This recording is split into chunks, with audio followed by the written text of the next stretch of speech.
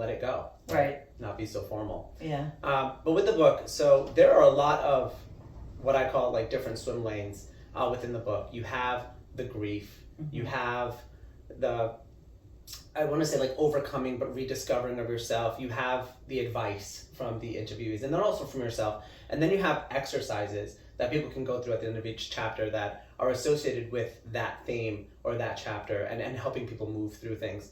What do you find, or any of it, what do you find at what point of the book or what theme within the book do you see as the most poignant for people? Do you think there's one point or one swim lane that kind of is most attractive? Do you think it really depends on the reader? Or do you think you intently put something in this book, like whether it's the grief part, whether it's the rediscovery part, whether it's, you know, as you said, friendship and gathering? Discuss what you think is the best message coming out. Well, I think, and a friend of mine actually pointed this out to me, and it was somewhat unintentional, but the book builds.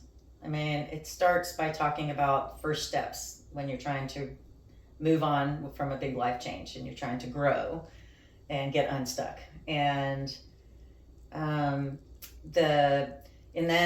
you know, the second chapter is You Are Enough. And then we start getting into tougher topics and like grief and anger and forgiveness. And for me, forgiveness was the ultimate chapter. I mean, when that came out of me, it was, I think I wrote it in 3 hours and I cried for 2 days because it was so important to me and I had a really hard time writing about it. And in fact, I just gave up and stopped trying to write about it. And my friend Kay, who also helped me edit the book, gave me a resource, a book by a man, Lewis Smedes. And it had 3 steps to forgiveness. And I had done the forgiving, I just couldn't talk about it. It was so intense. And so for me, that was really the chapter that I think has impact. And I've had people call me, family members and friends saying, wow, that chapter hit me between the eyes because I do have someone I need to forgive. Yeah. And to have 3 steps that you can take is, I mean, Lewis Smedes is just brilliant.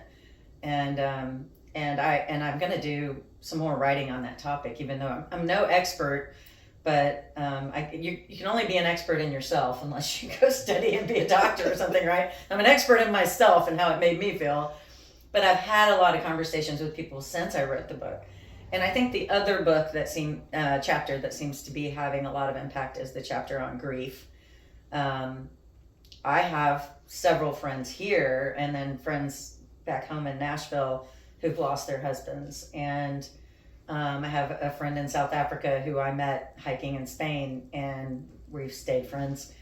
But, you know, their stories are tragic. And I think when my friends who are widows read it, she said it was very triggering and yet healing. And so I think it depends on who you are and where you are in your life. But, you know, it builds in the importance of the topics throughout the book. And then it becomes a little more fun at the end. We talk about being in community and the ways to put yourself out in the world. We talk about crazy things that can happen while you're dating and or just getting yourself out there, you know, just kind of, I love that chapter of believe them the first time, a great Maya Angelou quote. When somebody tells you about themselves, believe them the first time, because in dating sometimes you don't do that. And then chapter 12 is about, do you want to get out and date, you know? Yeah. And so you know, I think through chapter 10 it can apply to anybody. Yeah. And then 11 and 12 are more about dating, but I still think the empowerment practices in each chapter can apply to anybody, not just a divorced person, not just a single person. I really do, men or women. I think they can help. They help me. These are things I've done in my life through therapy and counseling and life coaches and business incubators and leadership academies, and these are all things that have been taught to me, and I just put my twist on them and related them to my friends' advice.